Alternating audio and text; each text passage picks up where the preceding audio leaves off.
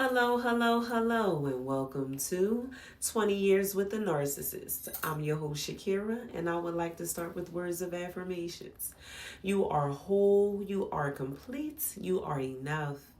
You are strong, you are brave, you are resilient, you are guided, you are protected, and you are safe. And this here is a safe space. So my last few episodes were about manipulation and what it is. This week's episode is what manipulation isn't. It isn't a personality conflict. It isn't a matter of perception. It isn't miscommunication, influence, the result of karma, bad luck, or something that you attracted. Now let's break all these down, shall we? Zodiac signs or personality conflicts are often blamed when tension or difficulty arise in a relationship. But if you attempt to communicate and hash things out about the issues and they keep getting worse and worse, then something else is going on. Now, of course, the dynamic started off wonderful, in true narc form. They're going to love bomb you and make you feel like you're everything. But then all of a sudden, shit hits the fan and you don't know why. If this becomes a pattern, it could be beneficial to go back and look at what led up to this. Why did he start acting like this? Why did she start treating me like this? Like, what caused this inducing behavior? Because you may be locked in a power play and not even realize it. What is a power play, you ask? It's when the manipulator seeks power and control of the relationship or the partner. Therefore, no matter how well you communicate, the goal is to dominate you, no matter what. Number 2, it is not a matter of perception. Fact and perception are different, but often mistaken for the same thing, believe it or not. Manipulation, just like bullying or verbal abuse, isn't a matter of perception. These are behaviors that you can actually pinpoint and show, look, you're treating me like this. You're acting like this. And prove, show that you're being targeted. However, proving or pinpointing the behaviors for what it is can be difficult due to lack of knowledge or experience with major forms of manipulation. Most people, even mental health professionals, aren't able to see manipulation for what it is. Manipulation and abuse are often overlooked. Upon my research, as the professionals aren't even being taught about narcissism, and manipulation is only lightly touched on. It's definitely not covered in its entirety, which is why I'm doing this podcast to help inform as many people as I can about the extreme negative effects that manipulation has on a person. It literally does a number on you. Just like COVID, to me, manipulation, narcissism is a pandemic. But when manipulation is subtle, such as snarky comments or small changes in the manipulator's behavior, this creates a tense environment, such as threatening looks, looking at you like, stop playing with me, or an icy presence. And you sitting there wondering like, dang, what I do? The behaviors can be looked over, so people don't even realize it's happening. But even when manipulation is severe and obvious, like boom in your face, some still may not see it for what it is. For the target having their experience denied, minimized, or invalidated, like, girl, he ain't mean it like that, girl. It's all good. You know he love you. It make them question their own sanity. Like, dang, am I making a big deal out of nothing? And that can be extremely frustrating and re-victimizing. It's like you becoming a victim all over again because nobody believes you or understands you. Examples of subtle manipulation is a boss who changes your schedule without telling you, then gets upset when you don't show up to work. Like, what? Like, you gonna put me on a schedule and don't tell me, you calling me like, where you at? Or that friend that has become cold and distant because you have something they don't, such as a promotion, a new house, a car, or a simple compliment from clients that they didn't get. An ex who threatens to take his own life if you don't return their calls. Baby, go ahead and jump off that cliff because guess who ain't calling you? Sure ain't. A significant other giving you the silent treatment because you did something they didn't like. Such as in my case, when I would go to the grocery store at 6 p.m. instead of 10 a.m. because I was off all day. And my narc would be mad, like, why you ain't been go? Like, why you just now going to the market? Like, what's wrong with you? Like, something was literally wrong with me. And he would get so mad that he wouldn't talk to me for upwards of 3 days. Now, I say 3 days because 3 days was my limit. After the third day, or by the third day, baby, I was forcing him to acknowledge and or speak to me and treat me like his wife, because you're not about to sit here and ignore me over a grocery store trip. Like, get your life together. Okay? 3, it is not miscommunication, because that can be cleared up with assertive solutions oriented, aka a brief conversation explaining what actually was intended. If the convo gets dragged off course with blame shifting, triangulation where they bring in a third person, deflection where they throwing it on you, or projecting it on you or somebody else without taking accountability, or a goal of resolving the matter, then it's not miscommunication. The reason there's no resolve with manipulators is simply because they don't want to resolve it. They want to get their way, and that's the name of the game, my way or the highway. Or in the case of manipulation, it's my way or no way. And the target ends up suffering, usually giving in to the narc. Like, you know what? I don't even want to go through this, so I'm going to just let you have your way. And the manipulator, aka the narc, feels smug or superior just by creating so much drama.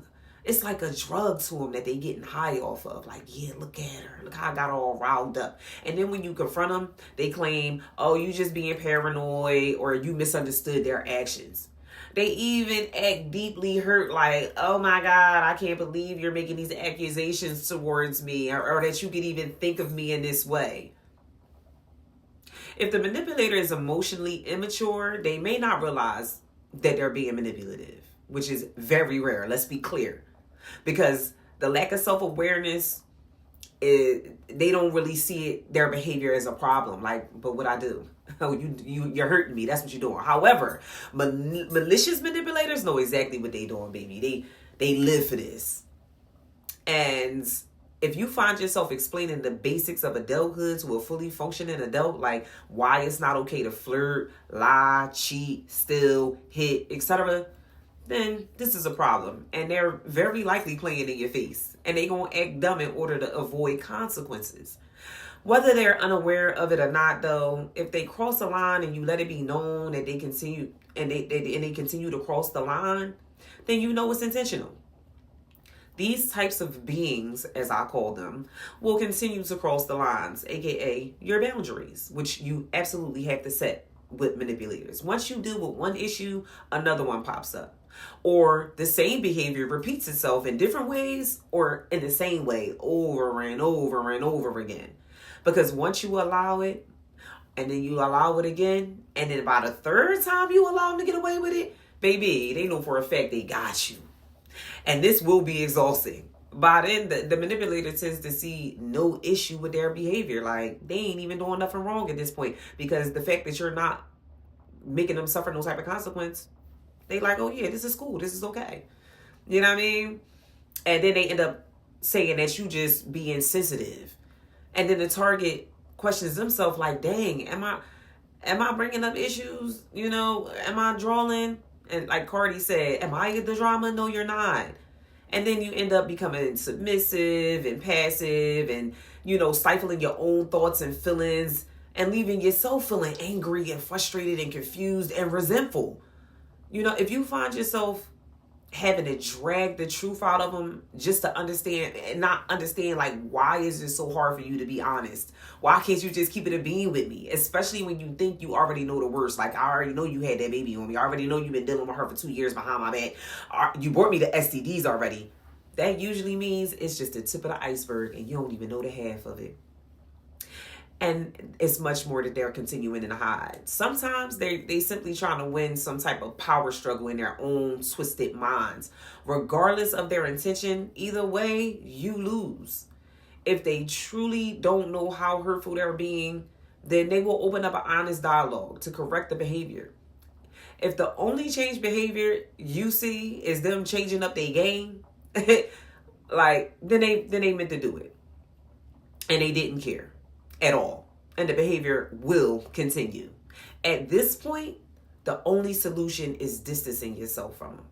So even though manipulation isn't miscommunication, it is indeed a form of indirect communication, because their actions is showing you everything you need to see. It's right there in your face. But for whatever reasons, love, we choose to ignore it. Now, if the conversation is solutions oriented, aka an attempt to find a resolution, they'll talk openly about concerns that you have, that you and seek to hear your viewpoint and your feelings and your wants and your needs and even their own, and sincerely accept responsibility for their actions, and then work towards a solution. If someone is being controlling, they will shut down that communication, and I'm sure a lot of you can relate. They not trying to hear nothing you talk about. Issues, concerns. What you talking about? We don't have no issues, concerns. They spend the conversation to focus on every problem they got with you. Or they point out all the things that they did for you. But I do this, but I do that. What one thing got to do with the other? Then minimize your viewpoint, your feelings, and insist that they are right. They make you feel guilty or bad, stupid, or crazy. Actually call you these things in the process for having any issues and concerns in the first place. Like, how dare you? They'll avoid taking responsibility. They'll justify, argue, defend, blame, deny, or minimize their behavior. Refuse to be opened up about their actions and only admit to what you already know.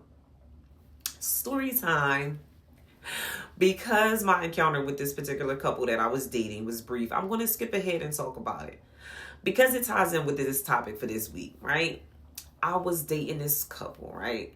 And this would be the second couple that I was dating within the past 2 years. And this particular couple, the male in the relationship was indeed a narcissist.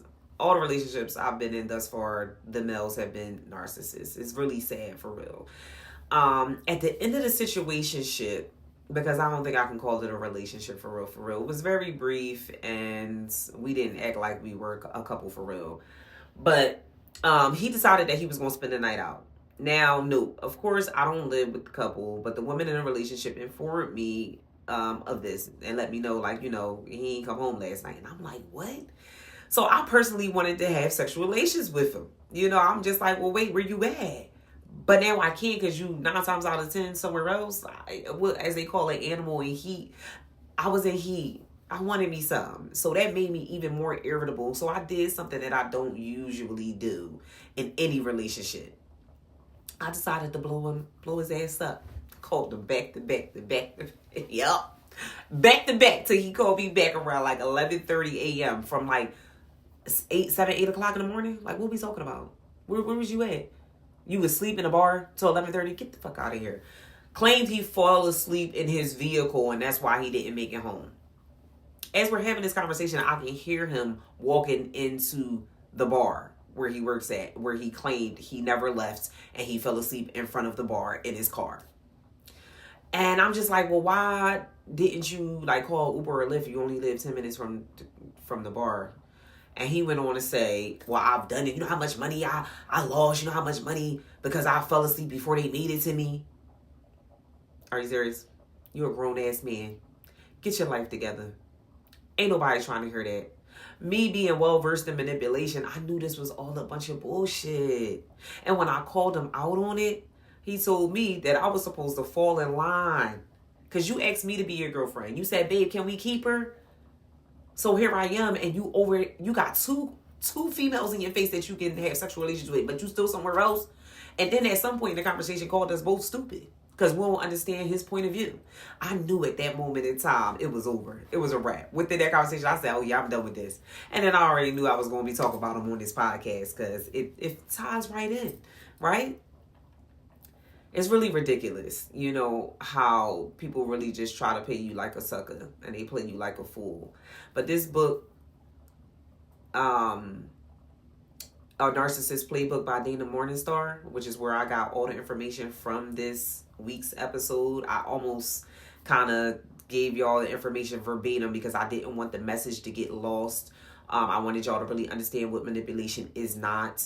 But dealing with, all the relationships that I dealt with, I must say a lesson was definitely learned throughout all of my experiences. Number one, never spin the block.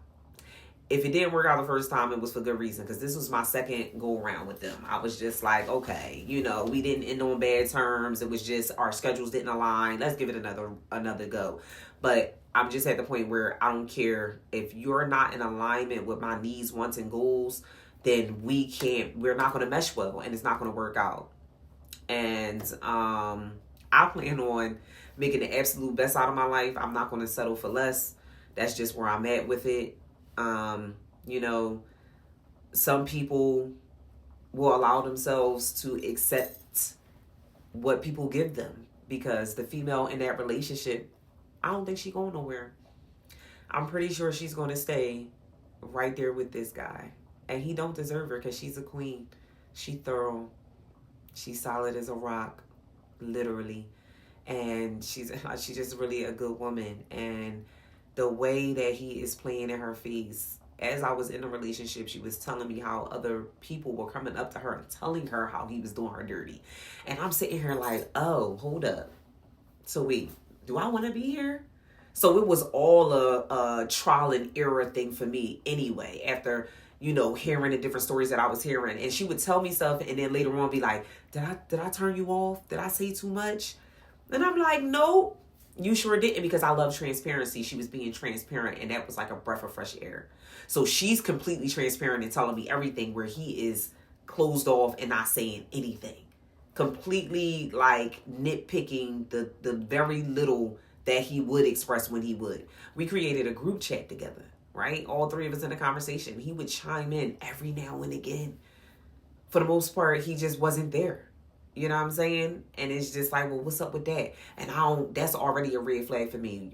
Not communicating properly. Like I said, I am one for communication. I am a communicator. You understand me? And if I see that you're not reciprocating that, that's a turn off for me.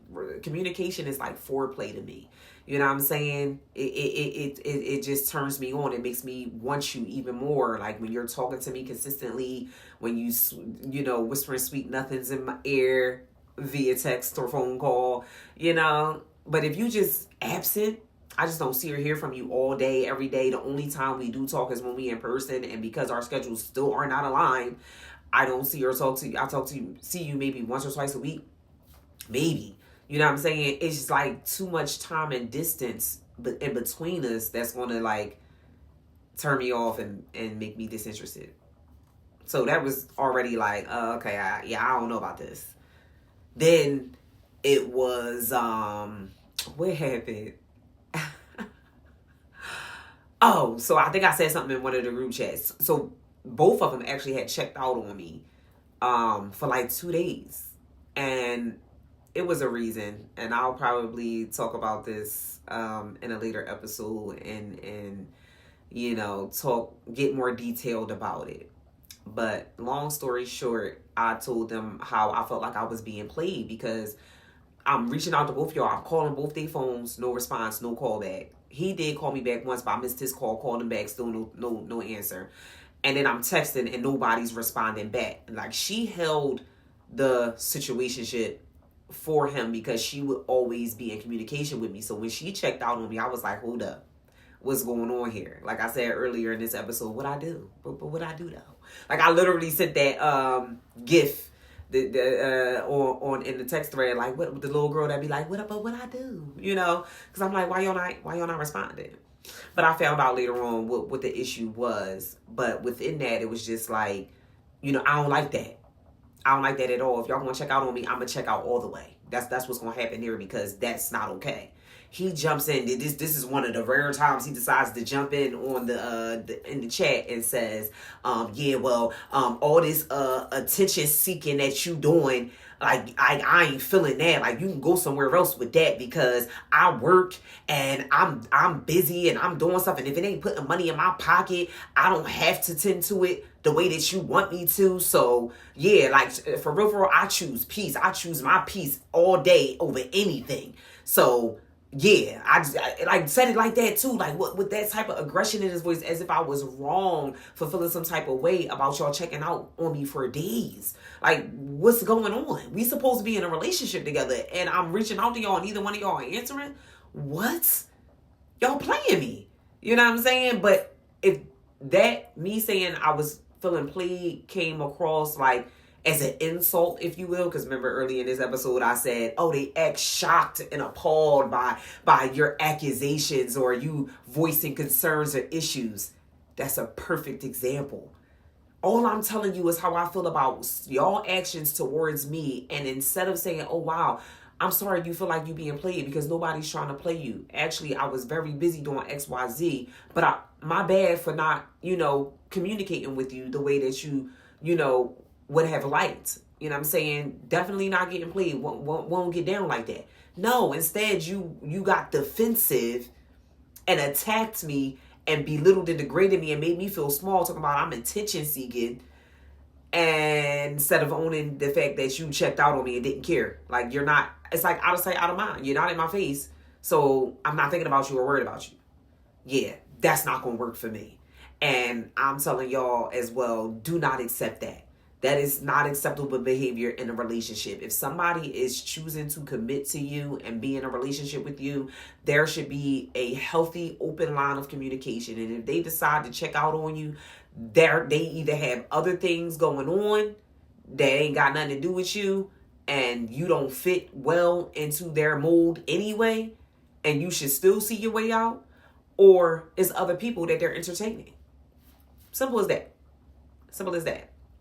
You know what I mean? She wasn't entertaining nobody else, but it was how him and I were engaging with each other, and he wasn't engaging with her in the same way that made her feel some type of way. So she checked out on me as well. And once you check out on me, like it's almost like it's like a burn, like a scar. When you get burned, it heals, but it leaves a scar. And it's like she got burned in a way. So now she's scarred about something that's pertaining to me. And I honestly feel like it's going to be difficult to have a healthy relationship moving forward with said person, because you already got burned or scarred from me. Like, not from me, because I didn't directly do anything. Let's be clear. I didn't, all I was being my awesome, amazing self. You know what I'm saying? But like I said, the interaction between him and I wasn't the same between them two, and it made her feel some type of way. And people are entitled to their feelings, their thoughts, their opinions. I can't take that away from you. I don't want to take that away from you. You know what I'm saying? But I ain't do it. Yet you still took it out on me. That's a problem. So yeah, by the end of that week, it was a wrap. You know what I'm saying? It was a done deal. But I was like, dang, I gotta talk about this. And this is recent. Like, this just happened probably 3 weeks ago, two or 3 weeks ago. And it's just lesson learned. I appreciate it for what it's worth. I appreciate it for what it was. The experience that I gained out of it. I do respect that fact. Like, all right, God, I hear you. Like, I feel like he keep trying to help tell me to have several seats, but I just don't know how to. That's hard for me. But I'm a work in progress. I am an imperfect human being. It is nothing perfect about me. So, even though I'm knowledgeable, I know about these things, this information, which I'm thankful for, because I could still be within that situation, getting mistreated and disrespected. But I know better. So, I keep telling y'all, run for the hills. I ran. I was like, yeah, nah, we chucking deuces on that. Yeah, he ended up hanging up on me on the conversation and was like, yeah, nah, I'm done. Oh, baby, so am I. I promise you this is a wrap for this. But like I said, the girlfriend is going to stay. She's going to stay. And I just pray that one day she wakes up and sees him for who he is. She verbally speaks in a way like she does see him for who he is and who everybody is telling her he is behind her back. Yet she still stays. So, the love bombing at the beginning of their relationship must have been something fierce, because she fell for him real hard, and it seems to be very difficult for her to let go. The couple before that, same situation. The wife is stuck like Chuck. Like, when I tell you the narc knows that he got her and she not going nowhere. So, I'm going to write a book, and I'm going to put all of the details about all of these relationships, starting with my 20-year marriage. I wasn't married for all 20, but yeah, 20 year relationship with my first narc, the father of all 5 of my kids. And then the second man that I ever fell in love with. Whew. And then these last 2 couples. Those are the 4 relationships I've ever been in my whole life. And like I said, this last one, I don't know if I can really call it that. Even the couple before them, you know, it was, because I was really embedded and intertwined with them. I really was. So yeah, I will call it a relationship, but and it lasted over a year. So yeah, we'll give it that. But